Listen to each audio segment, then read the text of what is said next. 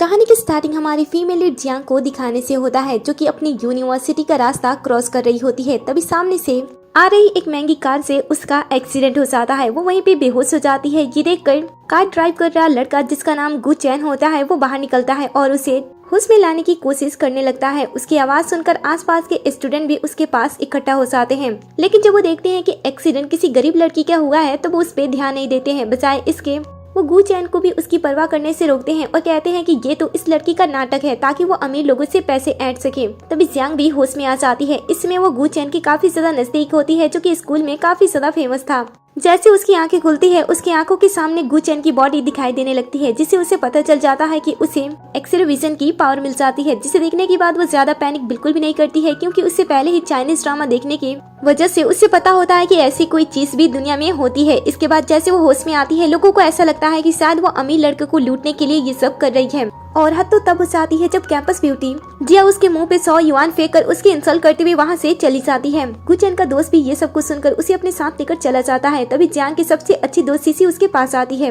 उसकी हालत देखकर वो उसे पूछती है कि उससे क्या हुआ। तभी उसकी नजर अपने दोस्त के बैग पे लगी हुई कीचेन पे जाती है, जो कि कीमती दिखाई देती है। ये सब देखकर जियांग मन ही मन खुश हो रही होती है और प्लान बनाती है कि अब तो उसके पास एक्स-रे विजन की पावर है, तो वो बहुत ही जल्द अमीर हो जाएगी। उसके आसपास अब बहुत सारे हैंडसम लड़के आएंगे, लेकिन वो किसी को भाव नहीं देगी। इस तरह के ख्यालों में वो डूबी होती है। उसकी दोस्त उसे बाहर निकालती है और पूछती है कि उसे क्या हुआ।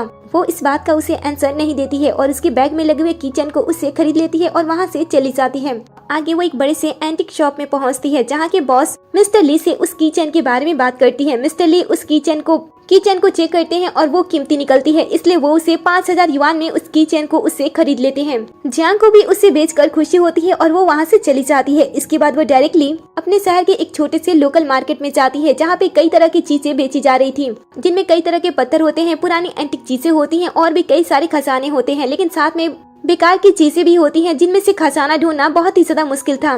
लेकिन अब हमारी हीरोइन के पास तो एक्स-रे विजन होता है, इसलिए वो उस मार्केट में जाने के बाद बड़ी आसानी से वहाँ से एक खजाना ढूंढ लेती है और अपनी सूझबूझ का यूज करते हुए वो शॉप से काफी कम दामों में उस एंटिक चीज को खरीद लेती है। फिर वो उस फ्लावर पॉट को लेकर वापस से बॉस ली के शॉप पे जाती है और उस चीज को भी बेचने की कोशिश करती है। बॉस ली उसे चेक करना स्टार्ट कर देती हैं और तभी यहाँ पे उनका बेटा आता है, जो कि देखने में बहुत ही ज्यादा हैंडसम होता है। उसका नाम जैक होता है और उसे रेसिंग करना पसंद होता है। यूनिवर्सिटी में 2 ही लड़के फेमस थे। पहला गु चैन, जो कि स्वीट, गुड लुकिंग और गुड पर्सनालिटी की वजह से जाना जाता था। वहीं पे जो जैक होता है वो उसका बिल्कुल अपोजिट होता है। वो दिखने में बहुत ही ज्यादा हैंडसम था और उसकी पर्सनालिटी थोड़ी बैड बॉय टाइप थी।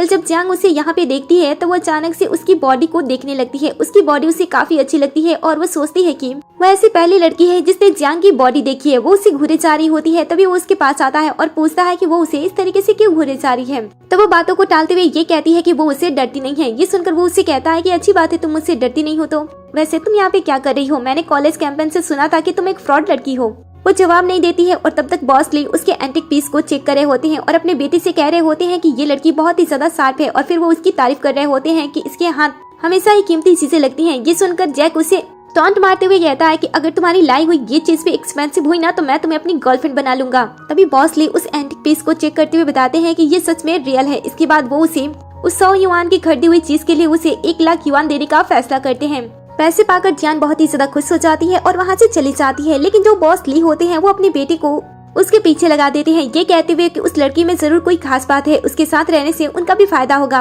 अब जैक अपनी डैड की बातें टाल नहीं सकता था, इसलिए वो उसके पास आता है। बहाने से उसे लिफ्ट देने की कोशिश करता है। वो मना करती है, लेकिन वो मानता नहीं है और उसे अपने साथ यूनिवर्सिटी लेकर जाता है। वहीं दूसरी तरफ हम जिया को देखते हैं, जिसने आज मन बना लिया होता है कि आज वो जैक को प्रपोज कर देगी।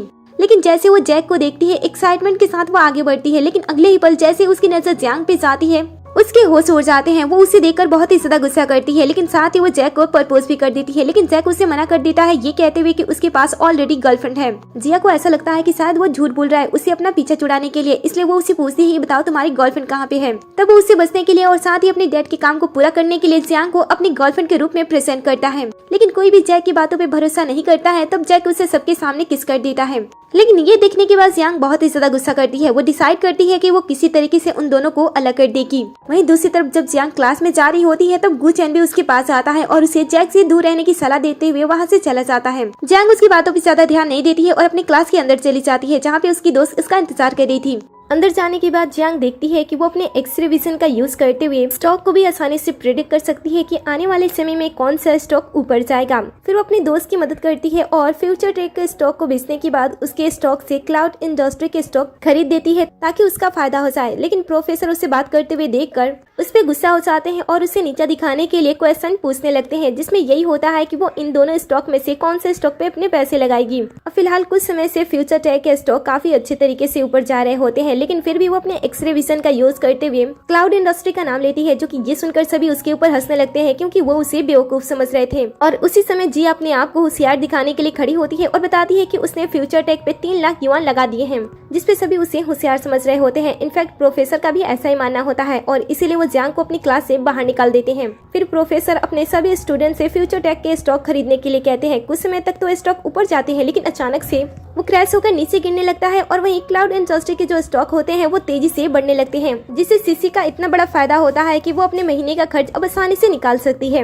वहीं दूसरी तरफ हम जैक को देखते हैं जो कि क्लास बंक कर रहा होता है और तभी उसकी नजर जियांग पे पहुंचती है। वो उससे कुछ बातें करे उससे पहले उसके पास कॉल आता है कि उसके फ्रेंड ने कसिनो में पैसे नहीं दिए हैं, जिस वजह से लोग उन्हें मार रहे हैं। इसलिए वो उसकी मदद करने के लिए जियांग के साथ वहाँ पे पहुँचता है, जहाँ पे वो अपने दोस्त को पैसे देकर छुड़ा लेता है और उसे मेडिसिन देकर उसकी मदद भी करता है। ये देखकर जियांग जैक से इम्प्रेस हो जाती है और उसके बाद वो यहाँ से पैसे निकालने के बारे में सोचती है। अब ये जगह तो बहुत ही ज्यादा खतरनाक थी, लेकिन फिर भी जैक उसके कॉन्फिडेंट की वजह से उसके साथ जाता है। अंदर जाने के बाद काफी तरह के गेम खेले जा रहे होते हैं। जियांग एक बार के लिए सभी पे नजर दौड़ाती है और उसे एक लड़की पसंद आती है, लेकिन वहाँ पे जाने से जैक का दोस्त उसे रोकता है क्योंकि वो आज उसी लड़की से 1 लाख युआन हार गया था। लेकिन जियांग ये सुनने के बावजूद भी वहीं पे जाती है और उसी लड़की के साथ गेम खेलती है, जहाँ पे उस लड़की की जो डाइस को मूव करने की स्किल होती है वो बहुत ही ज्यादा फास्ट होती है, जिस वजह से जैक को भी नहीं पता होता है कि नंबर्स क्या आए हैं। लेकिन जियांग अपने पावर का यूज करती है और आसानी से नंबरों का पता लगा लेती है। इसके बाद वो पहले ही दौर में 10,000 युआन की बेट लगाती है। सबको ऐसा लगता है कि वो पहले ही राउंड में हारने वाली है, लेकिन जैसे ही डाइस सबके सामने आती है जियांग जीत चुकी होती है। ये देखकर सभी उसे किस्मत वाले समझ रहे होते हैं, लेकिन उसे पता होता है कि ये तो उसके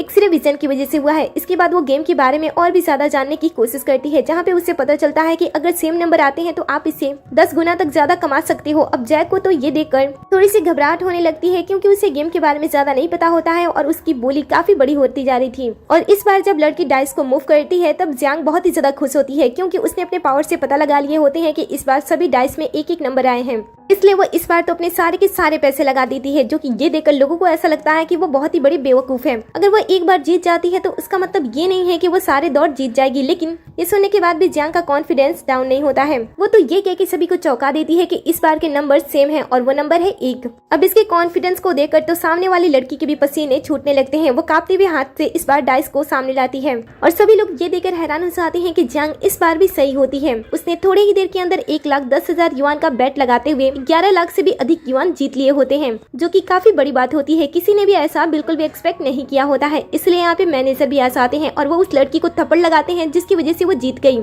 अब जियांग ने तो बिना किसी चीटिंग के पैसे जीते होते हैं, लेकिन फिर भी जो मैनेजर होता है वो यहाँ पे 3 पास करना स्टार्ट कर देता है ताकि वो पूरे पैसे उन्हें ना दे सके, जिसके लिए वो उनसे कहता है कि आप लोग नॉर्मल पर्सन हो, आपके पास हमारा मेंबरशिप नहीं है, इसलिए हम आधे पैसे ही देंगे। जब ये लोग मना करते हैं तब मैनेजर यहाँ के बॉडीगार्ड को बुलाने लगते हैं ताकि वो पैसे ना दे सके। लेकिन तभी यहाँ पे एंट्री हो जाती है कैसीनो के असली मालिक ली ग्रुप की यंग मास्टर हाउ की। वो यहाँ पे आता है और जियांग को देखने के बाद वो पैसे चुपचाप उसे दे देता है। फिर वो पैसे लेने के लिए आगे बढ़ती है, लेकिन तभी वो गलती से हाउ के ऊपर गिर जाती है। ये देखकर सभी घबराने लगती हैं क्योंकि हाउ भी बहुत ही ज्यादा क्रूल पर्सन था। लेकिन जब जियांग उसके क्लोज होती है तब उसे कुछ फील होता है, इसलिए अपने पावर का यूज करते हुए उसके हार्ट को चेक करती है, जहाँ पे उसे पता चलता है कि उसके हार्ट में कुछ प्रॉब्लम है। उसके हार्ट में एक छोटा सा पैरासाइट है जो कि धीरे धीरे उसे नुकसान पहुंचा रहा है, लेकिन वो बहुत ही ज्यादा छोटा होता है, जिस वजह से उसके बारे में मशीनें भी पता नहीं लगा पाती हैं। लेकिन जब जियांग इसके बारे में हाउ को बताती है तो इससे उसके लोगों को गुस्सा आ जाता है। उन्हें ऐसा लगता है कि जियांग उनके बॉस को श्राप दे रही है, इसलिए वो उसे वार्निंग देते हैं और कहते हैं कि कल ही हमारे बॉस का फुल बॉडी चेकअप हुआ है, आखिर तुम ऐसी घिनौनी बातें कैसे कर सकती हो। जियांग भी यहाँ पे अपना ज्यादा टाइम वेस्ट नहीं करती है। वो हाउ से कहती है कि तुम मुझे हैंडसम लगे, इसलिए मैंने तुम्हारे बारे में बता दिया, लेकिन अगर तुम्हें मेरी बातों पे भरोसा नहीं है तो ठीक है।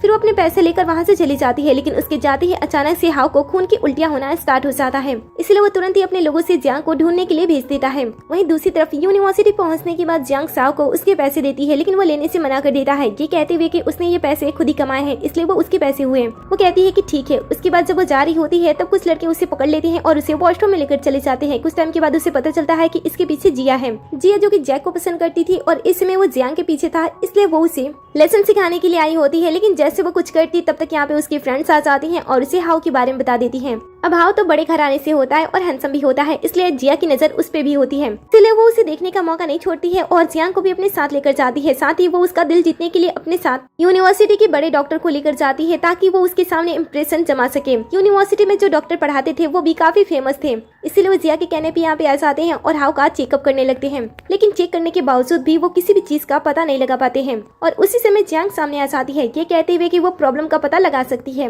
अब जियांग कोई डॉक्टर नहीं होती है, उसके सब्जेक्ट्स अलग होते हैं, इसलिए लोगों को शक होता है कि वो हाउ के नजदीक जाने के लिए ड्रामा कर रही है, लेकिन वो सबको साइड करते हुए हाउ के पास चली जाती है और उसे भरोसा दिलाती है कि वो उसे ठीक कर सकती है। फिर वो असिस्टेंट से सुई वाली बॉक्स लेती है और अपना ट्रीटमेंट स्टार्ट कर देती है, क्योंकि उसके पास एक्सरे विजन होती है तो वो सारी चीजें आसानी से देख पाती है। और थोड़ी ही देर के अंदर हाउ के हार्ट के अंदर जो छोटा सा पैरासाइट होता है वो उसे बाहर निकाल देती है और सभी अपने आंखों से उस चीज को देख भी लेते हैं। अब जियांग का काम जैसे खत्म होता है वैसे ही हाउ फील करता है कि वो जो पुराना दर्द उसके हार्ट में फील हो रहा था अब वो ऐसा फील नहीं कर पा रहा है। इसके बाद वो उसे तुरंत अपना कार्ड देता है शुक्रिया अदा करने के लिए, जिसमें बहुत सारे पैसे होते हैं, लेकिन वो सबके सामने पैसे लेने से मना कर देती है और हाउ से कहती है कि तुम अच्छे इंसान हो, इसलिए मैंने तुम्हारी मदद की, मुझे पैसे नहीं चाहिए। इसके बाद वो मन में सोचती है कि जब उसके पास एक्सरे विजन है तो उसे इतने कम पैसों की क्या ही जरूरत। अब इसके पैसे ठुकरा देने से जो हाउ होता है वो भी उससे इम्प्रेस हो जाता है और उसके बाद वो उसे अपने साथ स्टोन गैबलिंग कंपटीशन में ले जाने की बात कहता है। ये सुनकर वो खुश हो जाती है, क्योंकि वहाँ पे जाना उसके लिए एक बहुत ही बड़ा मौका हो सकता है, वहाँ पे वो काफी सारे पैसे कमा सकती है, इसलिए वो उसके साथ जाने के लिए मान जाती है। फिर वो कुछ देर के बाद हाउ के साथ स्टोन गैबलिंग कंपटीशन में पहुंच जाती है, जहाँ पे जाते ही वो सबसे पहले हाउ के कॉम्पिटिटर से मिलती है, जो कि जाओ फैमिली से होता है और उसका नाम ये होता है। अब दोनों ही फैमिली में काफी समय से दुश्मनी चल रही थी, वो भी इसलिए कि दोनों में से कौन सा परिवार स्टोन गैबलिंग दुनिया का मालिक बनेगा। अब जो इस दुनिया का मालिक बनता उनके अलग ही रुतबे होते हैं और वो अलग ही पावरफुल बन जाता, इसलिए दोनों फैमिली के बीच में काफी समय से दुश्मनी चली आ रही थी। वेल फिलहाल तो हाउ ही इस दुनिया का मालिक था और ये इस दुनिया का मालिक बनने के लिए कुछ भी करने को तैयार था, जिस वजह से आज ये कंपटीशन यहाँ पे हो रहा होता है। जो भी जीतेगा वो यहाँ का नया मालिक बन जाएगा, इसीलिए जो ये होता है वो अपने स्टोन चुनने के लिए 3 बड़े बड़े एक्सपर्ट को चूज करके लाता है, जो कि कोई शहर का सबसे बड़ा स्टोन एक्सपर्ट होता है तो वहीं कोई बड़े से यूनिवर्सिटी का एक्सपर्ट होता है। इसी तरीके से सभी पर्सन काफी ज्यादा बड़े बड़े एक्सपर्ट थे, लेकिन हाउ अपने साथ किसे लाया था? जियांग को। ये देख कर ये उसका मजाक उड़ाता है, तुम इस बार अपने साथ एक कॉलेज के स्टूडेंट लेकर आए हो, क्या तुम्हें लगता है कि इस बार तुम मुझसे जीत जाओगे? वेल वो पहले बहुत ही बड़ी बड़ी बातें करता है ताकि वो हाउ के कॉन्फिडेंस को गिरा सके, लेकिन हाउ के साथ जियांग थी और जियांग उसका मुंह तोड़ जवाब देती है, जिस वजह से उसका मुंह बन जाता है। इसलिए वो तुरंत ही अपने एक्सपर्ट को आगे कर देता है ताकि वो पत्थर को चूज कर सके और वो जीत जाए। फिर उसके एक्सपर्ट्स आगे बढ़ते हैं और अपने अपने तरीकों का यूज करते हुए 10 पत्थर को चूज कर लेते हैं। फिर बारी आ जाती है जियांग की, लेकिन जियांग यहाँ से कोई भी महंगा पत्थर नहीं करती है, वो तो बचे हुए पत्थर के पास आती है, अपने पावर का यूज करती है और बेहतरीन से बेहतरीन क्वालिटी के पत्थर को चूज कर लेती है, और वो भी इतनी तेजी से कि सबको ऐसा लग रहा होता है कि वो तुक्का लगा रही है। इसीलिए तो थोड़ी ही देर के अंदर सभी उसे जज करने लगती हैं और कहते हैं कि तुम्हें देखकर ऐसा लग रहा है कि तुम कबाड़ से पत्थर निकाल रही हो।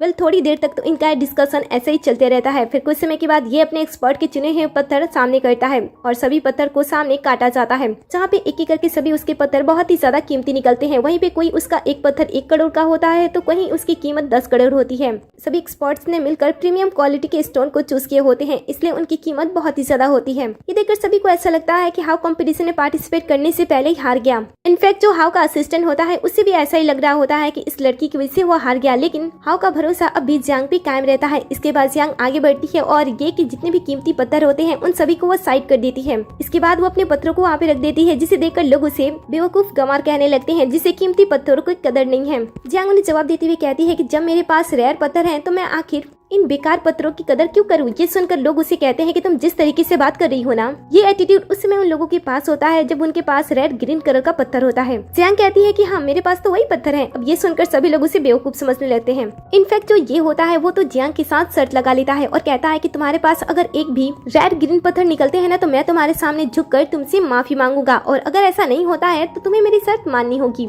अब ये जो होता है उसकी पर्सनालिटी पहले से ही बदनाम होती है कि वो लड़कियों के ऊपर हाथ उठाता है, इसलिए हाउ को जियांग की फिक्र होती है। वो उसके पास आता है और उसे समझाने की कोशिश करता है कि वो उसके साथ शर्त ना लगाए, लेकिन जियांग उसे भरोसा दिलाती है, ये कहते हुए कि जब उसने उसके ऊपर भरोसा किया है तो वो उसे हारने बिल्कुल भी नहीं देगी। और फिर जियांग का पत्थर सबके सामने काटा जाता है। पहला ही पत्थर रेयर ग्रीन स्टोन निकलता है। ये देखकर सबकी आंखें चमक उठती है, लेकिन सबको ऐसा लगता है कि शायद ये उसकी अच्छी किस्मत हो सकती है। लेकिन फिर से जियांग के दूसरे पत्थर को कट किया जाता है, ये भी पत्थर रेड ग्रीन होता है। फिर से सबको ऐसा लगता है कि शायद इस बार भी इसका लक काम किया, लेकिन जब एक एक करके सारे के सारे पत्थर को सबके सामने कट कर दिया जाता है और जब सारे के सारे पत्थर रेड ग्रीन निकलते हैं तब सभी के होश उड़ जाते हैं, क्योंकि किसी ने भी ऐसा नहीं सोचा था कि बड़े बड़े एक्सपर्ट को एक स्टूडेंट वाली लड़की हरा सकती है। और ये सब देखकर जो एक्सपर्ट्स होते हैं उनकी नजरें तो नीचे झुक जाती है, क्योंकि वो एक छोटी सी बच्ची से हार चुके थे। सबको अपने आप पे शर्म आ रही होती है, सभी अपनी नजर झुका रहे होते हैं। इनफैक्ट यहाँ पे कुछ लोग ऐसे होते हैं कि उन्हें इतनी सारी प्रीमियम क्वालिटी के पत्थर को देखकर बेहोश होने की नौबत आ जाती है, क्योंकि जियांग ने जितने भी पत्थर चूज किए होते हैं ना, उनकी कीमत 100 करोड़ से भी ज्यादा की होती है।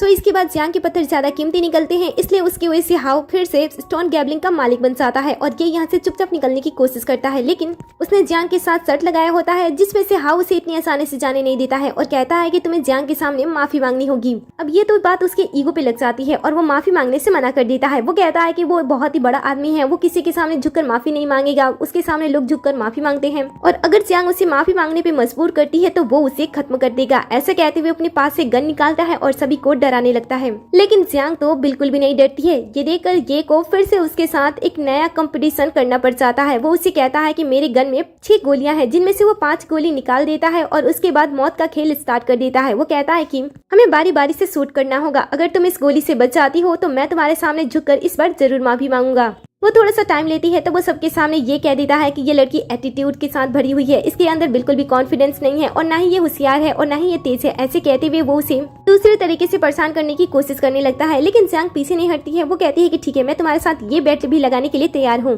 अब इससे हाओ को जियांग के लिए फिक्र होने लगती है। वो मना करता है और साथ ही इस पोजीशन को भी छोड़ने के लिए कह देता है, लेकिन जियांग उससे कहती है कि उसे फिक्र करने की कोई जरूरत नहीं है। उसके बाद वो गन को अपने हाथ में लेती है, अपने पावर का यूज करती है और पता कर लेती है कि गन जो है उसमें गोली लास्ट में है। फिर वो सबके सामने बड़े ही एटीट्यूड से कहती है कि ठीक है, मैं अपने आप के ऊपर 5 बार शूट करूंगी और तुम्हें सिर्फ एक ही बार शूट करना होगा। अब जब सभी ऐसा समझ रहे होते हैं कि जियांग सिर्फ बड़ी बड़ी बातें कर रही है, तब जियांग सबकी गलतफहमी दूर करते हुए 2 बार नहीं बल्कि 5 बार लगातार अपने आप के ऊपर शूट कर देती है। जिस तरीके से वो अपने आप के ऊपर शूट कर रही होती है, सबकी धड़कनें बढ़ रही होती है और शूट वो कर रही होती है और डर किसी और को लग रहा होता है। पूरे हॉल में डर का माहौल छा जाता है और सभी जियांग की पर्सनालिटी से बहुत ही ज्यादा इम्प्रेस हो जाते हैं। इसके बाद जियांग लास्ट टाइम में वो चीज येन को देती है और कहती है कि तुम्हारे पास सिर्फ एक ही चांस है, शूट करो। लेकिन उसे पता होता है कि लास्ट गोली में तो गन हो सकती है, इसलिए वो डर रहा होता है। तब जियांग उसके ऊपर गन शूट कर देती है और कहती है कि अगर तुमसे नहीं होता है कि मैं ये तुम्हारे लिए कर सकती हूँ। अब ये को लग रहा होता है कि उसने ऐसे कर दिया, लेकिन वो किसी को मार नहीं सकती है। लेकिन इस बार भी वो उसकी ये गलतफहमी दूर कर देती है और सामने से गोली चला देती है। वो तो डर के मारे नीचे बैठ जाता है, लेकिन जब वो देखता है कि उसने उसके ऊपर गन शूट नहीं किया था, उसने हवा में शूट किया था, तब वो डर के मारे उसके नीचे बैठ जाता है और उसे माफी मांगने लगता है। इसी समय गुचैन भी ऐसा आता है, जो कि जियांग को इस अंदाज में देखकर पूरी तरीके से इम्प्रेस होता है। जो लड़की काफी समय से उसे पसंद कर रही थी, उसका अटेंशन पाने के लिए उसके पीछे घूम रही थी, वो उसे इस लड़की में इंटरेस्ट आने लगता है, इसलिए वो उससे बात करने का फैसला करता है। कुछ समय के बाद हाओ जो होता है वो जियांग की वजह से जीत जाता है। स्टोन गैम्बलिंग का मालिक अभी भी वही होता है। इसके बाद वो उसे बहुत सारे पैसे देता है और जब जियांग चेक में इतने सारे जीरो देखती है तो वो बहुत ही ज्यादा खुश होती है। वो उसका शुक्रिया अदा करती है और तभी यहाँ पे गू आ जाता है। गुचैन उसे अपने साथ ले जाने की कोशिश करता है, लेकिन हाओ का आदमी उसके ऊपर गन पॉइंट कर देता है, ये कहते हुए कि उसकी बॉस ने उसे अभी जाने के लिए नहीं कहा है। लेकिन फिर जो हाओ होता है वो जियांग को गुचैन के साथ जाने देता है। आगे बढ़ने के बाद गुचैन जियांग को इससे भी दूर रहने के लिए कहता है और कहता है कि वो अच्छा इंसान नहीं है, लेकिन जियांग कहती है कि वो तो बहुत ही ज्यादा अच्छा है। फिर गुचैन जियांग के साथ समय बिताने के लिए उसे अपने साथ एक ऑक्शन में साथ ले जाने की बात करता है। जियांग तो ये सुनकर जाने के लिए तुरंत हाँ कर देती है, क्योंकि उसे पता होता है कि वहाँ जाने के बाद वो और सारे पैसे कमा सकती है। इसीलिए वो दोनों अगले दिन उस ऑक्शन में पहुँच जाते हैं, जहाँ पे जिया भी होती है, क्योंकि जैक के रिएक्शन के बाद उसने गुचैन को फंसाने का फैसला किया होता है। वो उसके ऊपर डोरी डालने की कोशिश करती है, लेकिन उसका मुंह तब बन जाता है जब वो गुचैन के साथ जियांग को देखती है। सामने देखते ही वो उसकी कई बार इंसल्ट करने की कोशिश करती है, लेकिन साथ में गुचैन के होने की वजह से वो उसकी इंसल्ट नहीं कर पाती है और कई बार तो जियांग ही उसका मुंह तोड़ जवाब दे देती है। इसलिए बेचारे चुपचाप शांत होकर बैठ जाती है। कुछ समय के बाद ऑक्शन स्टार्ट हो जाता है, जहाँ पे होस्ट पहला आइटम प्रेजेंट करती हैं, जो कि एक स्टैचू होता है, जिसकी स्टार्टिंग कीमत 50,000 युआन से स्टार्ट हो जाती है।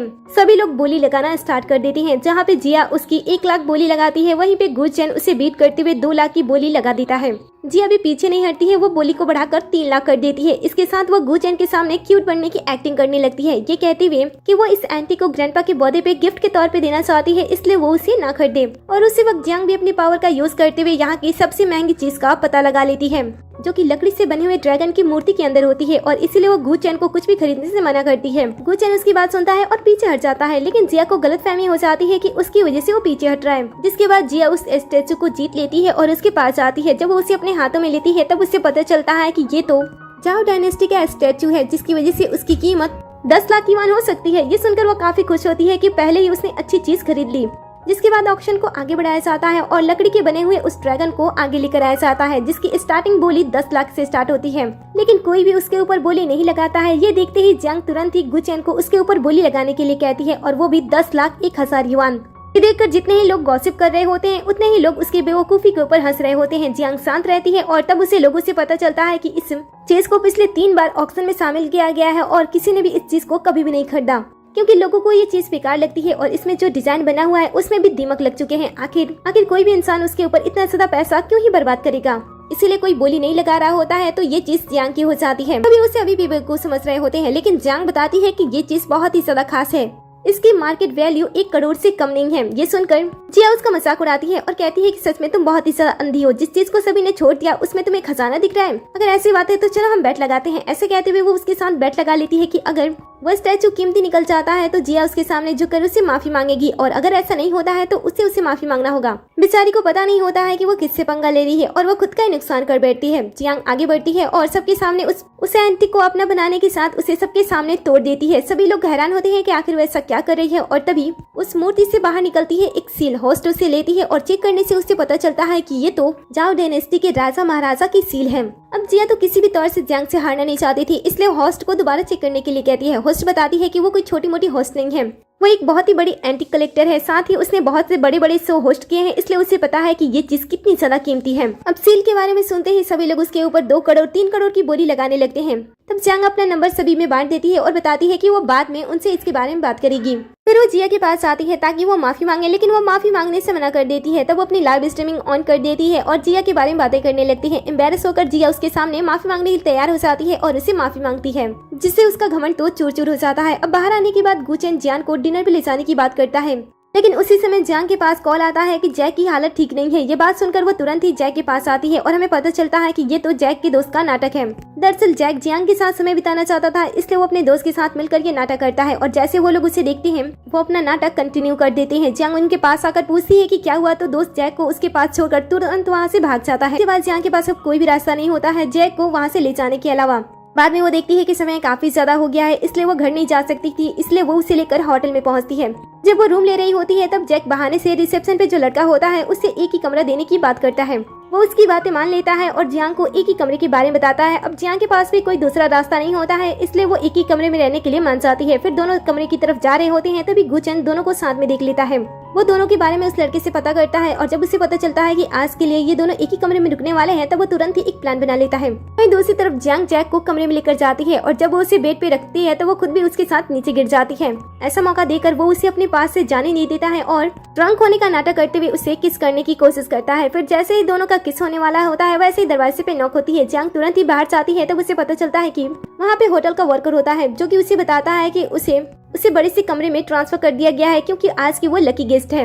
ये सुनकर वो खुश हो जाती है, खुद को लकी समझती है और उसके साथ चली जाती है, लेकिन इससे बेचारा जैक का प्लान खराब हो जाता है। वहीं दूसरी तरफ जियांग होटल के बड़े से कमरे में जाने के बाद बहुत ही ज्यादा खुश होती है, वहाँ की सभी चीजों को एंजॉय कर रही होती है और कहती है कि यहाँ पे मुझे बहुत ही ज्यादा अच्छा लग रहा है। तभी सामने से गुचेन शावर लेते हुए टॉवल में बाहर आता है। जियांग उसे इस तरीके से देखकर शॉक्ड हो जाती है और उसकी बॉडी को घूरे जा रही होती है। कुछ देर के बाद वो अपने आप पे कंट्रोल करती है और उसे पूछती है कि वो यहाँ पे क्या कर रहा है। तब गुचेन बड़े ही इनोसेंट में उसे जवाब देता है कि वो तो यहीं पे था। जियांग को ऐसा लगता है कि उस लड़के से कोई गलती हो गई है, इसलिए वो वहाँ से जाने की कोशिश करती है, लेकिन गुचेन उसे जाने नहीं देता है और उससे कहता है कि वो सही जगह पे है। ये सुनकर जियांग उससे कहती है कि अच्छा तुम मेरे ऊपर चांस मार रहे हो, अगर ऐसी बात है तो मैं भी अपनी आंखों को सेक लूं। ऐसा कहते हुए वो उसकी बॉडी ध्यान से देखने लगती है। तभी गलती से वो अपने एक्सरे विजन का यूज करते हुए वो चीज देख लेती है जिसे उसे नहीं देखना चाहिए था, जिस वजह से उसके नाक से ब्लड आने लगता है। वो जैसे तैसे खुद को संभालती है और गुचेन को अंडरवेयर पहनने के लिए कहते हुए वहाँ से चली जाती है। ये देखकर गुचेन उसे कहता है कि क्या तुम मुझे पसंद नहीं करती हो, लेकिन तब तक वो वहाँ से जा चुकी होती है। फिर जब वो वहाँ से बाहर निकलती है और होटल से बाहर जा रही होती है तभी उसका सामना हाउ के असिस्टेंट से होता है। वो उसे चेक देता है और बताता है कि बॉस उसके साथ कुछ काम करना चाहते हैं, इसलिए वो उसे पैसे दे रहे हैं। पैसे देकर वो बहुत ही ज्यादा खुश होती है और उसके साथ जाने के लिए मान जाती है। फिर वो जियांग को लेकर ली मैंसन पहुंचता है। जियांग जब पहली बार ली मैंसन देखती है तब वो देखती है कि घर के चारों तरफ सिर्फ और सिर्फ काले धुएं हैं और उन धुएं ने घर को चारों तरफ से घेर रखा है। इसके बाद वो घर के अंदर जाती है। मैंशन के अंदर हम मिस्टर ली को देखते हैं, जो कि इस समय कोमा में होते हैं। अचानक से वो कोमा में चले गए थे, इस वजह से हाउ उनके लिए बहुत ही ज्यादा चिंतित होता है।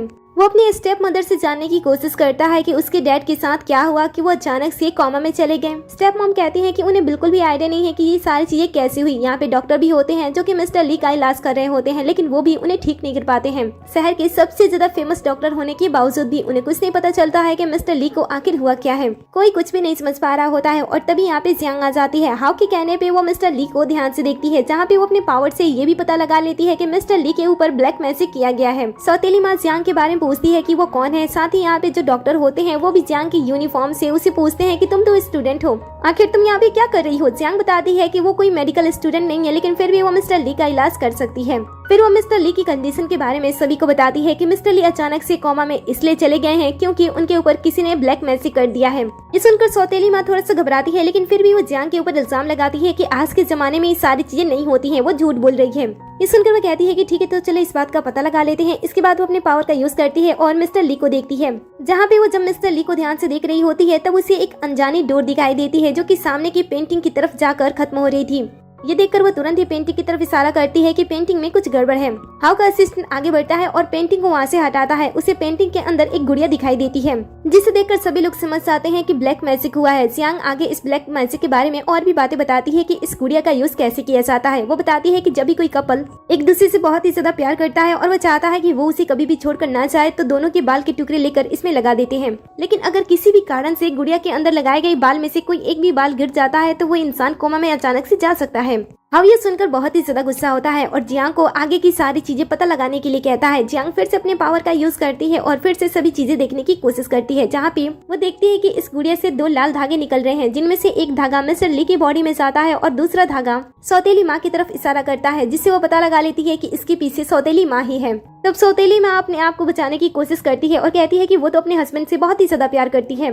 हाउ ने भी अपने पेरेंट्स का प्यार देखा था, इसलिए वो जियांग से पूछता है कि आखिर उसकी सौतेली माँ ऐसा क्यों करेंगी। जियांग कहती है कि मुझे इसके बारे में और भी पता लगाना होगा कि वो ऐसा क्यों कर रही है। फिर से अपने पावर का यूज करती है और रूम को चारों तरफ से देखने लगती है। जहाँ पे उसे एक बॉक्स में कोई चीज दिखाई देती है, वो उसकी तरफ इशारा करती है और जैसे ये लोग उसे लेने के लिए आगे बढ़ते हैं, सौतेली माँ उसे रोकने की कोशिश करती है, लेकिन हाउ के रहते हुए ऐसा कुछ भी नहीं कर पाती है। असिस्टेंट आगे बढ़ता है, बॉक्स को खोलता है और उसके अंदर से डाइवोर्स के पेपर निकलते हैं, जिसे देखकर हाउ समझ आता है कि उसके डैड सौतेली माँ से डाइवोर्स ले रहे थे और इसीलिए सौतेली माँ ने डैड के साथ ये सारी चीजें की, क्योंकि सौतेली माँ के महंगे शौक थे और उनकी लाइफस्टाइल बहुत ही ज्यादा अमीर थी। इसलिए अगर वो डाइवोर्स लेती हैं तो उनके पास से पैसे छीन लिए जाएंगे और उनके पास अपनी वो अमीर वाली लाइफ कंटिन्यू करने के लिए पैसे नहीं होंगे, जिसके लिए उन्हें ये सारी चीजें करनी पड़ी। अब सब कुछ जानने के बाद हाउ का गुस्सा इतना ज्यादा बढ़ जाता है कि वो अपनी सौतेली माँ को जान से मारने की कोशिश करता है, लेकिन सौतेली माँ भी पीछे नहीं हटती है। वो कहती है कि अगर मैं मर जाऊंगी तो तुम्हारे डैड भी कभी भी कोमा से बाहर नहीं आएंगे।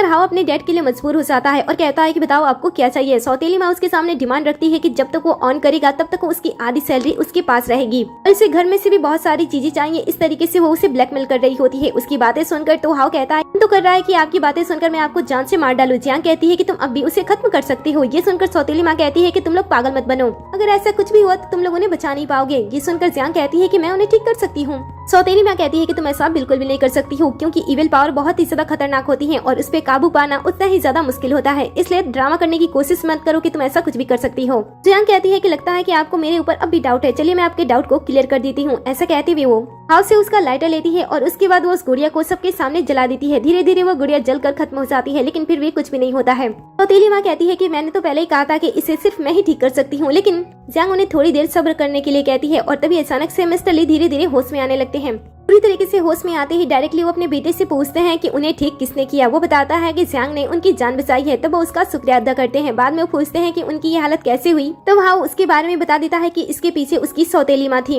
क्योंकि वो अपनी सेकंड वाइफ से डाइवोर्स ले रहे थे, इसलिए उन्होंने ये सारी चीजें उनके साथ की। अपनी दूसरी वाइफ के इरादे जानकर मिस्टर ली बहुत ही ज्यादा गुस्सा होते हैं। वो तुरंत ही अपने बॉडीगार्ड को बुलाते हैं ताकि वो उसे सजा दे सके। ये देखकर सौतेली माँ तुरंत ही उनके सामने झुककर उनसे माफी मांगने की कोशिश करती है। यहाँ पे उनका बेटा भी होता है जो कि अपने डैड के पास आता है और उनसे रिक्वेस्ट करता है कि वो उसे छोड़ दे, क्योंकि बेटा छोटा होता है इसलिए वो सोचते हैं कि उसे छोड़ दे। लेकिन तभी जियांग की पावर्स बढ़ जाती हैं और उसे ये भी पता चल जाता है कि ये मिस्टर ली का बच्चा नहीं है, बल्कि ये किसी और का बच्चा है। जब अपने मैजिकल आइज का यूज करते हुए वो सारी चीजें देख लेती है तब वो तुरंत ही इसके बारे में मिस्टर ली को बताती है। ये सुनकर तो मिस्टर ली के पसीने छूटने लगते हैं। वो उसे पूछते हैं कि बताओ इसके पीछे कौन है, अगर तुम मुझे उस पर्सन का नाम बताती हो तो मैं तुम्हें बदले में 1 करोड़ दूंगा। ये सुनकर वो खुश हो जाती है। इसके बाद वो अपने पावर का यूज करती है और उस छोटे से बच्चे को देखने लगती है। उस छोटे से बच्चे के अंदर से 2 हरे धागे निकलते हैं, जो कि एक उसकी मॉम के पास जाता है और दूसरा एक बॉडीगार्ड के पास जाता है, जिसने अभी अभी सौतेली माँ को पकड़ कर रखा होता है। जिससे ये साफ क्लियर हो जाता है कि ये जो बच्चा है वो मिस्टर ली का नहीं है बल्कि बॉडीगार्ड और सौतेली माँ का है। सच्चाई का पता लगाते ही जियांग तुरंत ही बॉडीगार्ड की तरफ इशारा करती है। ये सुनते ही बॉडीगार्ड मिस्टर ली के सामने झुक जाता है और कहता है कि ये लड़की झूठ बोल रही है, लेकिन मिस्टर ली उसकी बातों पे भरोसा नहीं करते हैं बल्कि उसे सामने दिखने के लिए कहते हैं। इसके बाद वो बच्चे और उसको देखते हैं। दोनों की शक्ल काफी हद तक मिलती जुलती थी, इसीलिए मिस्टर ली तुरंत ही दोनों का डीएनए टेस्ट कराने के लिए भेज देते हैं। हाउ का आदमी आगे बढ़ता है, दोनों की बाल लेता है और डीएनए टेस्ट कराने के लिए चला जाता है। आधे घंटे के बाद जब रिपोर्ट हाउ के हाथों में आती है तो वो ये देखकर हैरान हो जाता है। अपने भाई को दूसरे कमरे में भेजता है और रिपोर्ट को अपने डैड के हाथों में दे देता है। जब डैड की सारी चीजें देखते हैं तो वो भी हैरान हो जाते हैं, क्योंकि जियांग ने जो कुछ भी कहा था वो सारी की सारी चीजें सच थी। देखकर मिस्टर ली तुरंत ही बेड से उठते हैं और बॉडीगार्ड को मारते हैं। बॉडीगार्ड तो ये सारे के सारे ब्लेम सौतेली माँ पे लगा देता है और कहता है कि वो मजबूर था। तब सौतेली माँ भी सारे के सारे ब्लेम बॉडीगार्ड पे लगा देती है और दोनों एक दूसरे के ऊपर इल्जाम लगाए जा रहे होते हैं। ये देखकर ये लोग बहुत ही ज्यादा गुस्सा करते हैं और दोनों को सजा देने के लिए यहाँ से बॉडीगार्ड के साथ भेज देते हैं। बाद में मिस्टर ली जियांग का शुक्रिया अदा करते हैं और हाउ तो उसे बहुत सारे पैसे देता है, लेकिन इस बार वो पैसे लेने से मना कर देती है और कहती है कि आपने पहले ही पैसे दे दिए हैं, मुझे अब पैसे नहीं चाहिए। बार से मिस्टर ली उसे काफी खुश होते हैं और उसे अपनी कंपनी में जॉब दे देते हैं और वो भी काफी अच्छी पोस्ट पे। ये सुनकर वो बहुत ही ज्यादा खुश होती है, क्योंकि अगर वो पूरे एक साल में पूरे दिन पूरी रात भी मेहनत करती तो उसके हाथ में ये जॉब नहीं लगता है। इसलिए जॉब को पाने के बाद वो बहुत ही ज्यादा खुश होती है और कंपनी के बारे में जानने की कोशिश करती है, क्योंकि हाउ की कंपनी नंबर 1 इन्वेस्टमेंट कंपनी थी और वो वहाँ की चेयरपर्सन थी। इसीलिए वो सबको सोच सोचकर बहुत ही ज्यादा खुश होती है। तभी यहाँ पे उसकी दोस्त आती है और बताती है कि आज तो कॉलेज में रिक्रूटमेंट डे है और तुम यहाँ पे क्या कर रही हो। ऐसे कहते हुए वो उसी हालत में वहाँ से लेकर चली जाती है। दरअसल आज कॉलेज में रिक्रूटमेंट डे होता है, जहाँ पे कई सारे कंपनी से लोग आए होते हैं ताकि वो प्लेसमेंट से पहले कई सारे स्टूडेंट को जॉब दे सके। इसीलिए सभी अपनी रिज्यूमे लेकर पहुँच आते हैं और वो भी बहुत ही अच्छी तरीके से रेडी होकर, ताकि जो पर्सन इंटरव्यू ले रहे हैं उस पर उनका अच्छा इम्पैक्ट पड़े। और तभी ये दोनों बेस्ट भी वहाँ पे पहुँच आती है। फिलहाल सिचुएशन के लिए जियांग की हालत कुछ सही नहीं होती है और ये देखते ही जिया मौका ना छोड़ते हुए उसे नीचा दिखाने की कोशिश करने लगती है।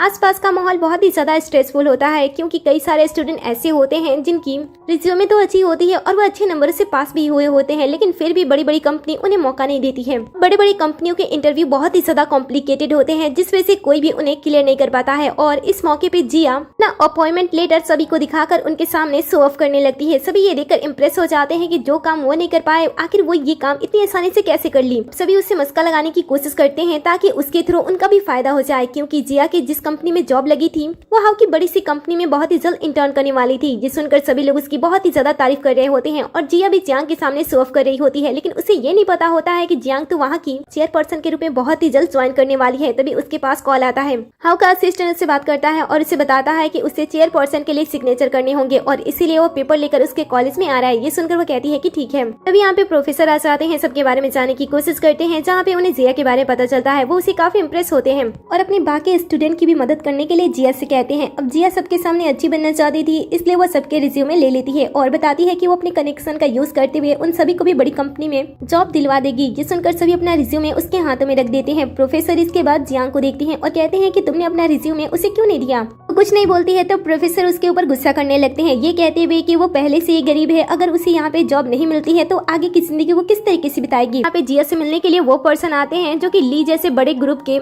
इंटरव्यूअर होते हैं। वो जिया से बात करते हैं। तब जिया अपने बाकी दोस्तों की भी बात करती है और उन्हें जॉब ऑफर देने के लिए कहती है। ये सुनकर वो उसकी बात मान लेते हैं।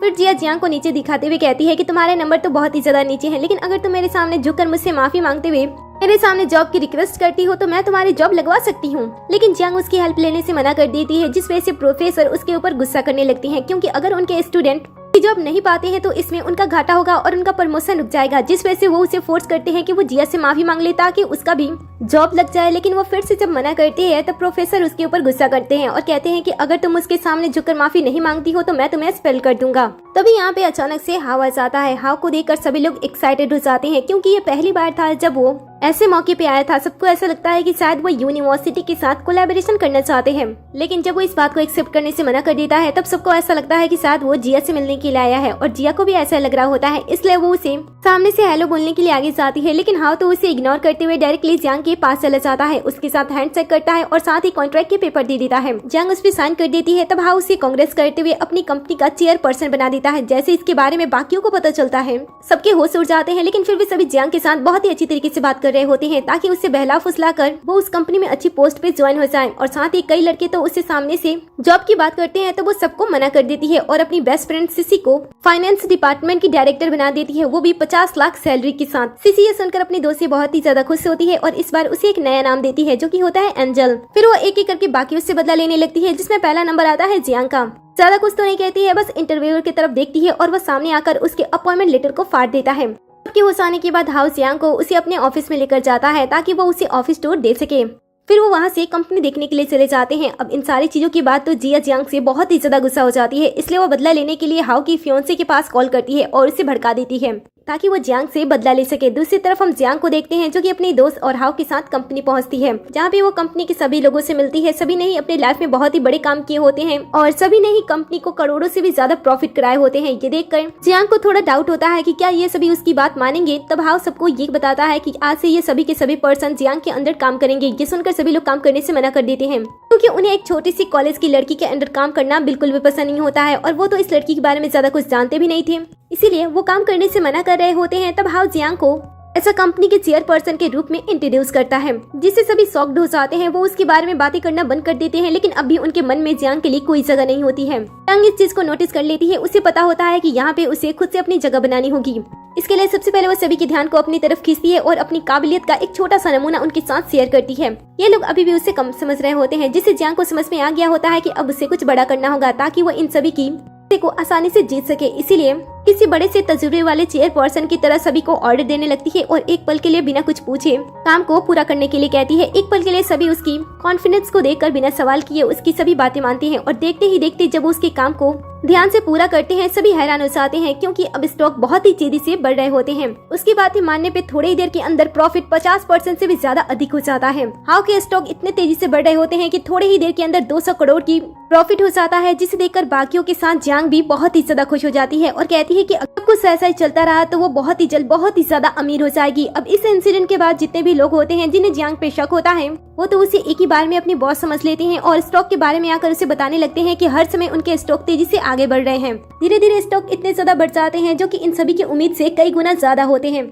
इसे सेलिब्रेट करने के लिए जियांग अपने बैग में रखे हुए सारे के सारे पैसे उन सभी के ऊपर उड़ा देती है और कहती है कि तुम्हें जितना चाहिए उतना ले सकती हो। इसके बाद वो बहुत सारे पैसे वहाँ पे उड़ाती है, लेकिन वर्कर के पास कुछ चीज नहीं होता है। वो हाथ में पैसे रख रहे होते हैं, उनका हाथ भी फुल हो जाता है और वो उसे बस करने के लिए कहते हैं।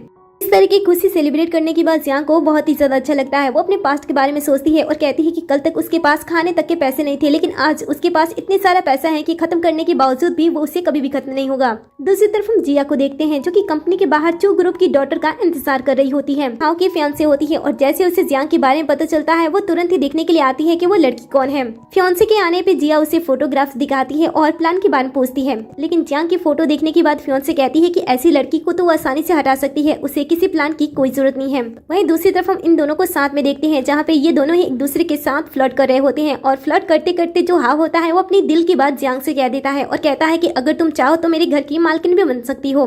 फिर वो धीरे धीरे क्लोज हो रहे होते हैं और जैसे किस करने वाले थे तभी दरवाजे पे उन दोनों की एंट्री हो जाती है। फियांसे को तो हाव को किसी और के साथ देखकर बिल्कुल भी अच्छा नहीं लगता है, इसीलिए वो उसके पास आती है, उसके साथ क्लोज होने की कोशिश करती है ताकि वो जियांग को दिखा सके कि उसकी जगह कहाँ पे है। लेकिन हाव तो उसे अपने आप से दूर कर देता है, ये कहते हुए कि तुम ज्यादा खुश मत हो क्योंकि ये हमारी फैमिली की वजह से है कि मैं तुम्हारे साथ एंगेजमेंट कर रहा हूँ और न मेरे दिल में तुम्हारे लिए कोई भी जगह नहीं है। फियांसे तो किसी भी हाल में जियांग से हारने नहीं वाली थी, इसलिए वो हाव से कहती है कि याद रखना तुम्हारी फैमिली ने मेरे साथ तुम्हारा रिश्ता क्यों किया है, क्योंकि मैं तुमसे बहुत ही ज्यादा अमीर हूँ और अगर तुम मेरे साथ रिश्ता तोड़ते हो तो तुम्हारी कंपनी पूरी तरीके से बर्बाद हो जाएगी। वैसे 7 दिन बाद तुम्हें याद है ना कि क्या है, हमारी एंगेजमेंट पार्टी है, इसलिए याद रखना। ऐसा कहते हुए वो वहाँ से जाती है, फिर रुकते हुए जियांग की तरफ देखती है और कहती है कि मैं तुम्हें अपनी एंगेजमेंट पार्टी में इन्वाइट कर ली थी, लेकिन तुम्हारी उतनी औकात नहीं है कि तुम हमारी पार्टी में आओ, इसलिए मुझे माफ करना। ऐसे कहते हुए उसे टॉन्ट मारते हुए वहाँ से चली जाती है। उन दोनों के जाने के बाद यहाँ पे असिस्टेंट आता है और हाव को समझाता है कि वो लोग कितने ज्यादा रिच हैं, अगर वो उसके साथ रिश्ता तोड़ता है तो इससे कंपनी इससे उसकी कंपनी को बहुत ही बड़ा लॉस हो सकता है। ये सुनकर वो थोड़ा सा उदास हो जाता है। जियांग उसकी उदासी महसूस कर लेती है, इसीलिए वो उसकी मदद करने का फैसला करती है। वो हाउ से कहती है कि अगर 7 दिन के अंदर वो उसकी कंपनी को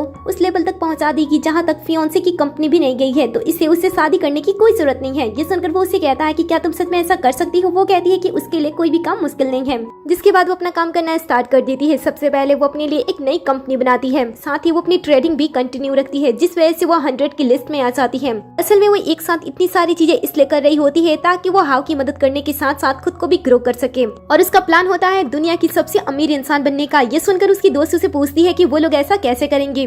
तब जियांग उसे कहती है कि बस तुम्हें मेरे ऊपर भरोसा रखना होगा, और उसके बाद वो प्लान के बारे में सोचने लगती है। अचानक से वो टेबल पे पड़े हुए न्यूज़पेपर पे उसकी नजर जाती है। वो जब पास आकर उसे देखती है तो वो देखती है कि वो आने वाले फ्यूचर को भी देख सकती है, वो भी अपने मैजिकल आइज की वजह से। इसलिए वो इसका फायदा उठाती है और उसने उसको ध्यान से देखती है। जहाँ पे पुरानी न्यूज होती है लेकिन उसे आने वाले फ्यूचर के बारे में उसे सारी चीज दिखाई दे रही थी, जहाँ पे वो देख लेती है कि कुछ समय के बाद एक प्रोफेसर कुछ समय के बाद कैंसर की दवा बनाएगा और उसे मार्केट में लॉन्च कर देगा। मेडिसिन काफी हद तक बहुत ही ज्यादा अच्छी होगी, लेकिन प्रोफेसर ने उसमें जिंसन की मात्रा ज्यादा कर दी थी, जिस वजह से फ्यूचर में प्रोफेसर की वो दवा जहर की तरह काम करने लगेगी और उससे लोगों की जान चली जाएगी। ये एक बड़े क्रैश की तरह साबित होगा। वो सारी चीज जब जान लेती है तो वो सोचती है कि वो इसे अच्छी तरीके से यूज कर सकती है।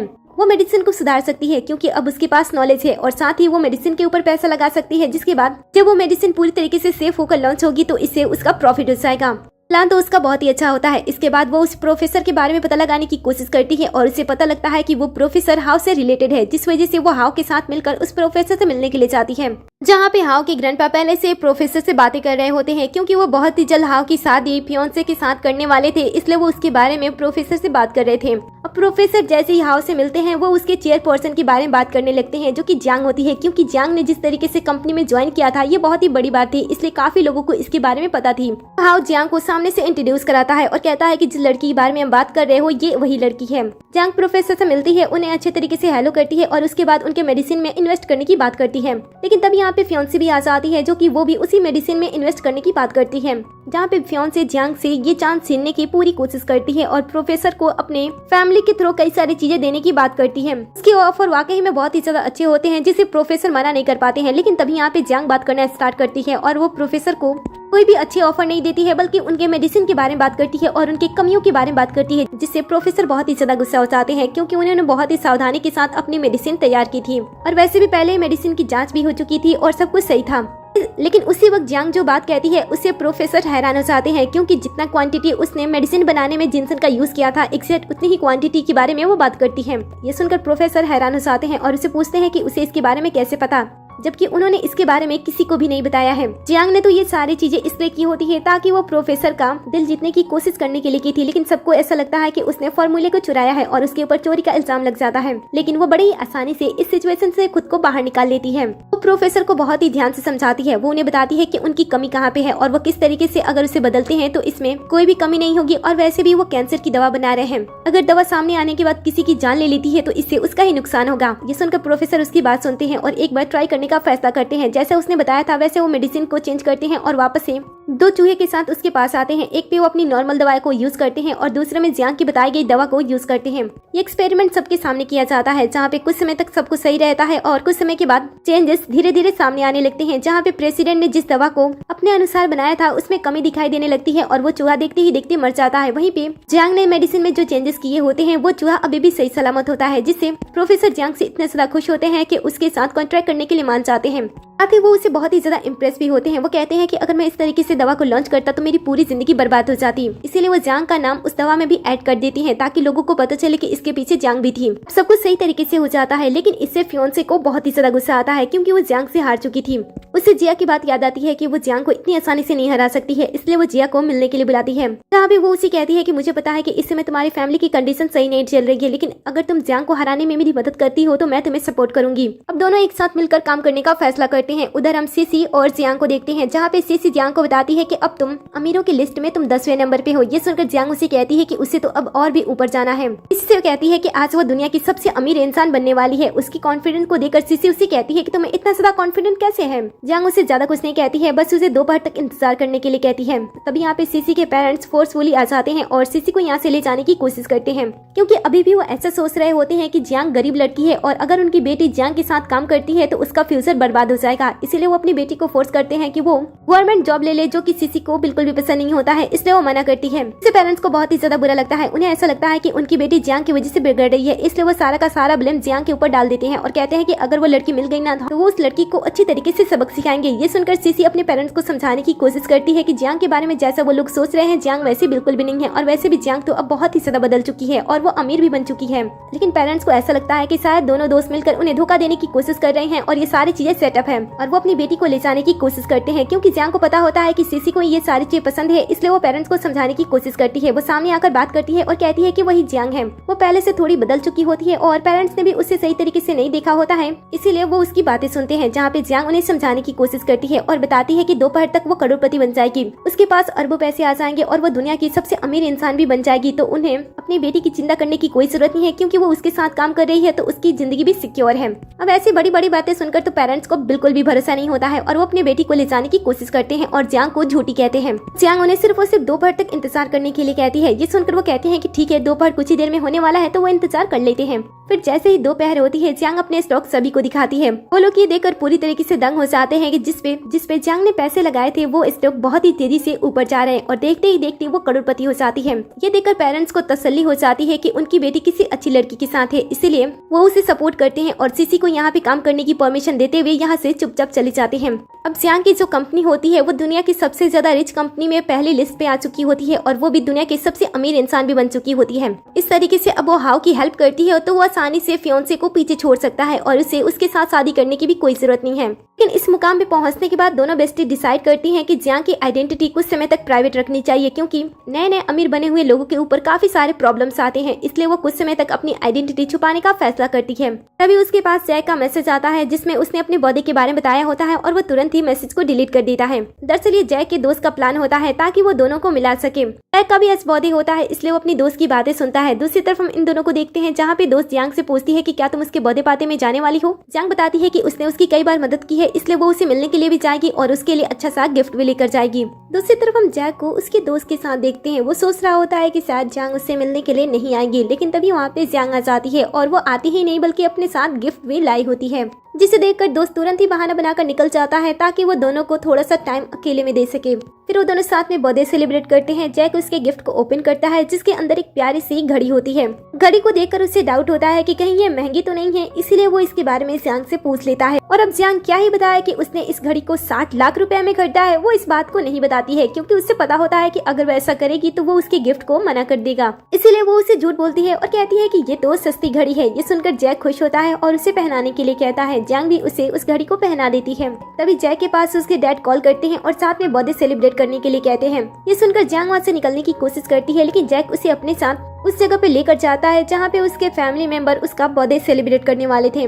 जैक इस बार वाला बर्थडे अपने डैड, अपने अंकल्स और अपने डैड के फ्रेंड्स के साथ सेलिब्रेट करता है और उन सभी के सामने वो जियांग को अपनी गर्लफ्रेंड के रूप में इंट्रोड्यूस करता है। सभी बैठ के बातें कर रहे होते हैं। यहाँ पे जब रिलेटिव्स मिलते हैं तो कैसा सीन होता है, यहाँ पे भी बिल्कुल वैसा ही सीन होता है। कुछ लोग अपने पैसों का शो ऑफ करते हैं, कुछ लोग एक दूसरे को टीज करते हैं और ऐसे ही इनकी बातें कंटिन्यू होती रहती है। कल कुछ समय के बाद ये लोग एक दूसरे के हाथ में पहनी हुई घड़ी के बारे में बातें करने लगते हैं, जहाँ पे कुछ लोगों ने तो एक्सपेंसिव वॉच पहनी होती है, वहीं पे कुछ की घड़ी थोड़ी सी सस्ती होती है और उन्हीं में से एक होते हैं जैक के डैड। उनकी घड़ी थोड़ी सी सस्ती होती है और इस बात का फायदा उठाते हुए उनके रिलेटिव्स उन्हें छोटा फील कराने की पूरी कोशिश करते हैं। तभी जैक के कजन की नजर उसकी घड़ी पे जाती है और वो उसकी घड़ी के बारे में बातें करने लगता है कि उसकी घड़ी तो उसके डैड की जैसी है। उसके डैड ने हाल फिलहाल में 10 लाख की वॉच खरीदी होती है, इसलिए वो उस वॉच को देखते हैं तो उन्हें पास से देखने की तलब होती है, इसलिए वो उसे ले लेते हैं और अपनी घड़ी से मैच करने लगते हैं, जहाँ पे दोनों घड़ी में काफी ज्यादा डिफरेंस होता है और ये देखकर अंकल जैक की घड़ी को नकली बता देते हैं।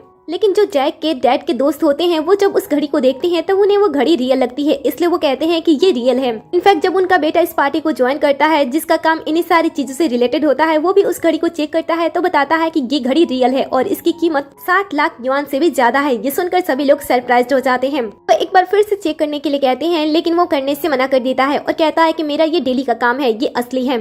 सभी लोगों के साथ जैक भी शॉक्ड हो जाता है और कहता है कि इतनी महंगी घड़ी। जियांग सुनने के बाद भी नॉर्मल रहती है और कहती है कि ये उसके लिए इतनी बड़ी भी बात नहीं है। ये सुनकर लोग कहते हैं कि तुम सच में बहुत ही ज्यादा अमीर हो। फिर वो लोग पार्टी को आगे बढ़ाते हैं और खाना खाना स्टार्ट करते हैं, लेकिन जैक अभी भी उस घड़ी के बारे में सोच रहा होता है। इसलिए वो जियांग से पूछता है कि उसके पास इतने सारे पैसे कैसे आ गए, तो उसने इसके लिए कोई गलत काम किया है। ये सुनकर वो उससे कहती है कि मुझे गलत काम करने की कोई जरूरत नहीं है, क्योंकि मैं अच्छे काम से भी काफी अच्छे पैसे कमा सकती हूँ। तभी जियांग के पास सीसी का मैसेज आता है। उसके कहने पे उसने दुनिया की सबसे महंगी टावर रॉयल टावर को खरीद लिया था, क्योंकि जियांग अपने ऑफिस को वहाँ पे शिफ्ट करना चाहती थी और कुछ समय के बाद अपनी रईसी के बारे में दुनिया को दिखाना चाहती थी, तो ये उसके लिए अच्छी चीज थी। जियांग ये देखकर खुश होती है और पेपर्स अपने पास मंगवाती है ताकि वो सिग्नेचर कर सके।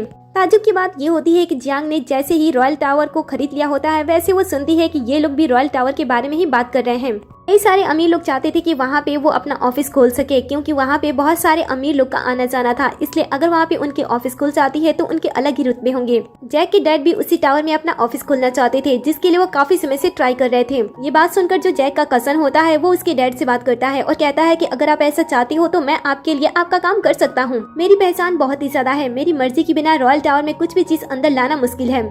अब वो इतनी बड़ी बड़ी झूठी बातें कह रहा होता है, जिस वजह से जो जैक के डैड होते हैं वो उसकी बातों में आसानी से फंस जाते हैं। ये देखकर कजन उनसे पैसे ऐंठने की कोशिश करता है और झूठ बोलता है कि अगर वो उसे डाउन पेमेंट कर देते हैं, वो भी 10 लाख रुपए, तो वो उनकी ऑफिस खोलने में उनकी पूरी मदद करेगा। पैसे ज्यादा थे, लेकिन फिर भी जैक के जो डैड होते हैं वहाँ पे वो अपना ऑफिस खोलना चाहते थे, इसलिए वो उसके जाल में फंस जाते हैं। कजन भी जियांग की बातें ध्यान से सुन रही होती है। वो समझ आती है कि इसके रिलेटिव बिल्कुल भी अच्छे नहीं है। इसीलिए जब जैक के डैड डील फाइनल करने के लिए अपने भाई के बेटे को पैसे देते हैं ताकि उनका काम हो जाए, तब जियांग उन्हें ऐसा करने से रोकती है और उन्हें समझाती है कि रॉयल टावर में ऑफिस लेने के लिए ऐसे पैसे देने की कोई जरूरत नहीं है, क्योंकि वहाँ पे ऐसा कोई भी नियम नहीं है। अब जियांग तो अंकल को समझाने की पूरी कोशिश करती है और पूरा ट्राई करती है कि वो उस लड़के के फ्रॉड में ना बचे। अब अंकल भी समझ नहीं पाते हैं कि वो किसकी साइड लें और किसका साथ दें, क्योंकि एक तरफ उनके रिलेटिव थे जिसे वो काफी समय से जानते हैं और दूसरी तरफ जियांग थी जिसे वो हाल फिलहाल में ही जानना स्टार्ट किए थे। इसीलिए वो जियांग पे भरोसा नहीं करते हैं, अपने रिलेटिव पे भरोसा करते हैं और पैसे देने के लिए आगे बढ़ते हैं। लेकिन उसी वक्त रॉयल टावर के डायरेक्टर की एंट्री हो जाती है। उसे देखते ही कजन उनके पास आता है, लेकिन वो उससे साइड करते हुए डायरेक्टली जियांग के पास आते हैं और चेयरमैन कहते हुए उसके सामने झुक जाते हैं। अब इससे वो लोग जो कि जियांग को छोटा समझ रहे थे और उसे नादान समझ रहे थे, उनके तो होश ही उड़ जाते हैं। थोड़ी ही देर के अंदर जियांग अपने पावर का यूज करते हुए पेपर तैयार करती है और इसे जैक के डैड के हाथों में सौंप देती है और कहती है कि आप अपना ऑफिस आराम से खोल सकती हो, आपको रेंट भी देने की कोई जरूरत नहीं है। ये सुनकर डैड उस पे काफी ज्यादा खुश होते हैं और उससे पूछते हैं कि उसने उनके लिए इतना बड़ा काम क्यों किया। तब वो बताती है कि वो पहले शख्स है जिसकी वजह से उसने अपनी पहली कमाई की थी, इसलिए वो अपने कर्ज को खत्म कर रही है। इसके बाद डैड उस पेपर पे साइन कर देते हैं और लोग देखते ही रह जाते हैं। जैक तो बड़े ही प्यार से जियांग को देख रहा होता है। उधर दूसरी तरफ जिया को देखते हैं, जो कि अपने पैसों का यूज करते हुए एक प्रोफेशनल किलर को हायर करती है और उसके हाथों में जियांग की फोटो रख देती है ताकि वो उसे खत्म कर सके। वहीं दूसरी तरफ जब जैक जियांग को घर छोड़ने के लिए जा रहा होता है, तब वो उसके बारे में सोच रहा होता है। वो सोचता है कि शायद जियांग उसे इतने महंगे गिफ्ट दे रही है, उसकी मदद कर रही है, इसका मतलब है कि वो भी उससे पसंद करती है, इसीलिए वो भी अपनी दिल की बात उसे कहने ही वाला होता है। लेकिन तभी वो प्रोफेशनल जो किलर होता है वो इनके ऊपर गन शूट कर देता है। अब कार चल रही होती है, जिस वजह से उसका पहला निशाना चूक जाता है, जिससे इन्हें पता चल जाता है कि कोई इन्हें जान से मारने की कोशिश कर रहा है। जैक तुरंत ही जियांग को कवर करने की कोशिश करता है। तभी जियांग अपने पावर का यूज करते हुए किलर का पता लगा लेती है। वो तुरंत ही जैक से कुछ कॉइन मांगती है। जैक उससे पूछता है कि वो क्या करने वाली है। वो उसे थोड़ी देर इंतजार करने के लिए कहती है और तब तक किलर जो होता है वो अपना दूसरा निशाना साध देता है। गोली की स्पीड तो बहुत ही ज्यादा तेज होती है, लेकिन फिर भी वो अपने पावर का यूज करते हुए कॉइन को ऐसे फेंकती है कि वो गोली की दिशा को रोक देता है। ये पूरी तरीके से अनएक्सपेक्टेड होता है। जैक तो पूरी तरीके से सरप्राइज हो जाता है, क्योंकि उसने बिल्कुल भी ऐसा एक्सपेक्ट नहीं किया था।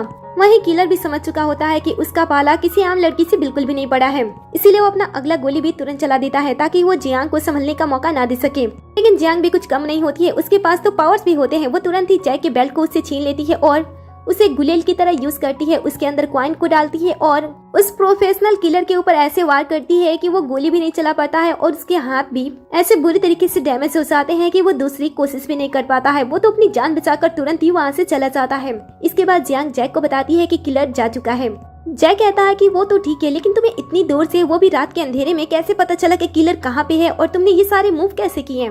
जियांग ने कहा बस ऐसे ही हो गया। इसके बाद वो उसके बेल्ट को लौटा देती है। तभी उसके पास हाव कॉल करता है क्योंकि उसे भी शूटर के बारे में पता चल गया था, इसलिए वो उसे पूछता है कि क्या वो ठीक है। तो वो बताती है कि उसने सिचुएशन को हैंडल कर लिया है और उसे चिंता करने की कोई जरूरत नहीं है। उसकी बातें सुनकर वो रिलैक्स होता है, लेकिन साथ ही वो अपने लोगों से उस किलर के बारे में पता लगाने के लिए कहता है और वो भी जिंदा, ताकि वो उस इंसान को ढूंढ सके जिसने उसे ऐसा करने के लिए कहा था और वो अपने हाथों से उसे सजा दे। फिर कुछ ही समय के बाद वो अपने पावर का यूज करते हुए उस किलर का पता लगा लेता है, लेकिन वो किलर इतना ज्यादा ढीठ होता है कि वो किसी का नाम ही नहीं बताता है। पर हाव के पास अपने खुद के रास्ते होते हैं। उसे तो पहले से ही दोनों लड़कियों पे शक होता है, इसलिए वो जिया और अपने फ्योन से दोनों का ही नाम लेता है और किलर के एक्सप्रेशन से वो समझ आता है कि इसमें ये दोनों लड़कियां शामिल हैं। जिसके बाद वो सबसे पहले अपने फ्योन्से के साथ डील करता है। वो अपने लोगों को उसके पास भेजता है ताकि वो उसे वार्न कर सके।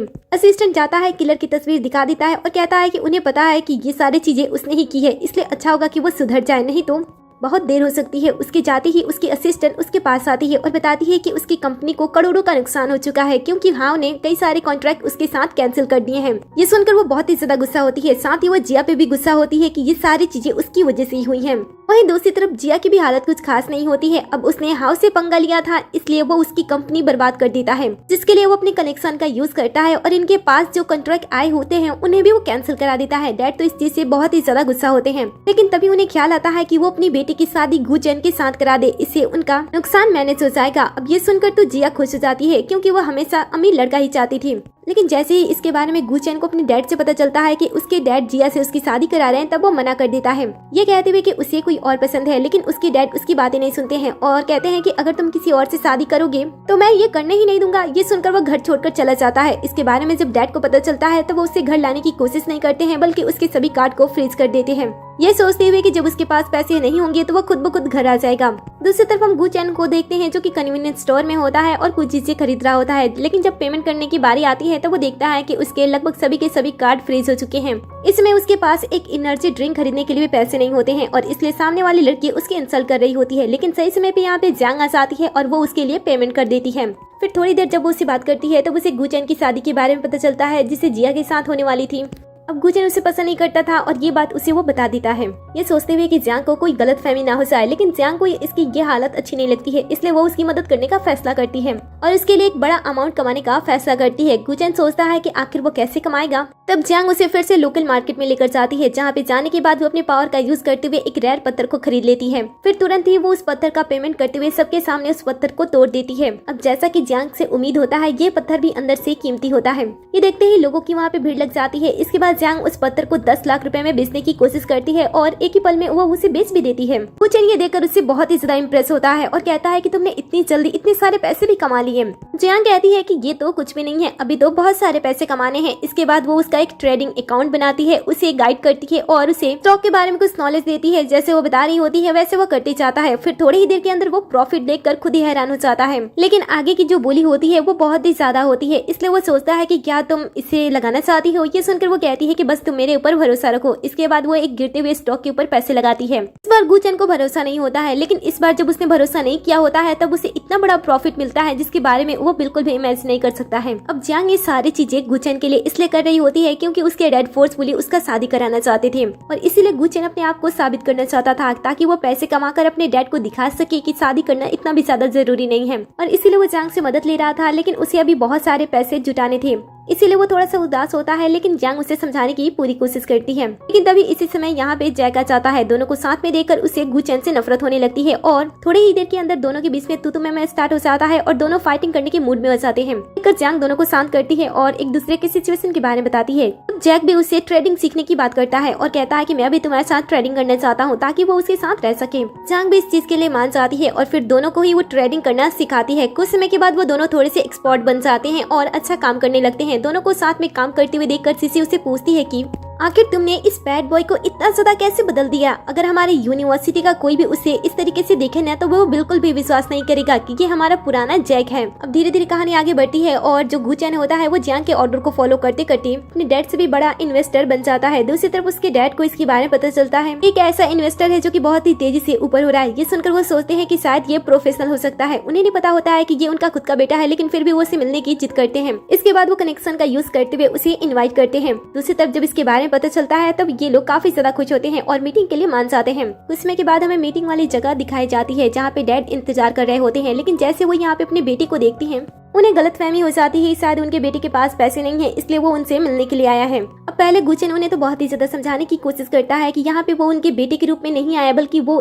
इन्वेस्टर के रूप में यहाँ पे आया है जिससे वो मिलना चाहते हैं। और फिर देर तक वो उसे टालते रहते हैं, इसलिए वो डायरेक्टली उसे बता देता है इस बारे में। फिर उसकी बातों पे भरोसा नहीं करते हैं, उन्हें ऐसा लगता है कि बेटा पागल बना रहा है, इसलिए वो उसके पास कॉल करते हैं, लेकिन कॉल तो उनका बेटा उठाता है, जिसके बाद उन्हें पता चलता है कि ये वही है। हैरान होते हैं कि उनका बेटा इतना ज्यादा पावरफुल कैसे हो गया, उन्होंने तो उसे 1 भी रुपया नहीं दिया था और कार्ड भी फ्रीज कर दिए थे। गुचेन बताता है कि इसकी वजह सिर्फ और सिर्फ जियांग है। ये सुनकर वो काफी खुश होते हैं। उसे घर का नया मुखिया बनाते हुए उसके हाथों में वो अंगूठी सौंप देते हैं जो कि लीडर की होती है, और अपने बेटे की भी बात मान लेते हैं कि अब उसे जिया के साथ शादी करने की कोई जरूरत नहीं है। वहीं दूसरी तरफ जिया के डैड इससे काफी ज्यादा उदास होते हैं, उन्हें ऐसा लग रहा होता है कि अब तो उनकी फैमिली रोड पे आ जाएगी।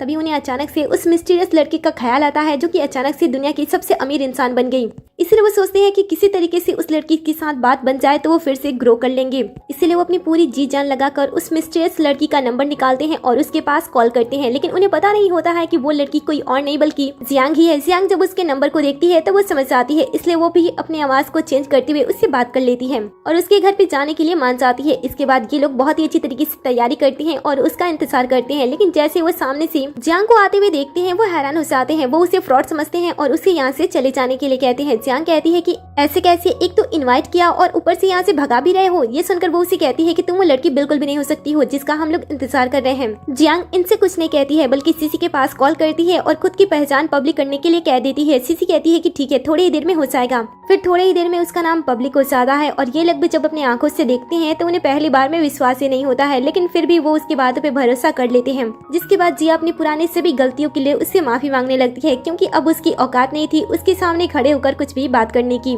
बाद में जियांग जिया की फैमिली के साथ कुछ समय बिताती है और फैमिली वाकई में अच्छी होती है, इसलिए वो उनकी मदद करने के लिए मान जाती है।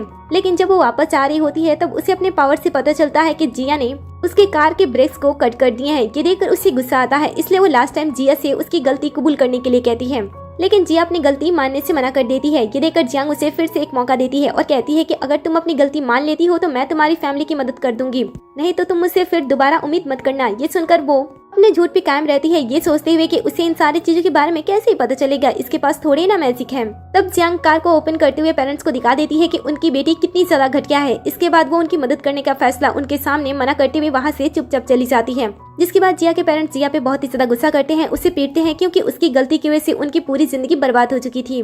बाद में जिया अपने पूरे ऑफिस को रॉयल टावर में शिफ्ट कर देती है। उसके अंदर कई सारे लोग काम कर रहे होते हैं और अब उसकी बेस स्टेट डायरेक्टर बन चुकी होती है। साथ ही उसके साथ जैक और गू चैन भी मिलकर काम कर रहे होते हैं। यही नहीं, जो मिस्टर हाउ होते हैं वो भी उसके साथ मिलकर काम कर रहे होते हैं और सभी एक साथ ग्रो कर रहे होते हैं और सबकी लाइफ बेस्ट चल रही होती है। जिसपे वो उस दिन को याद करती है और कहती है कि ये बन उसके लिए बहुत ही ज्यादा लकी है। जियांग इस मुकाम पे पहुंचने के बावजूद भी हमेशा सूखा बन खाया करती थी और इसी सीन पे इस ड्रामे का दी एंड हो जाता है।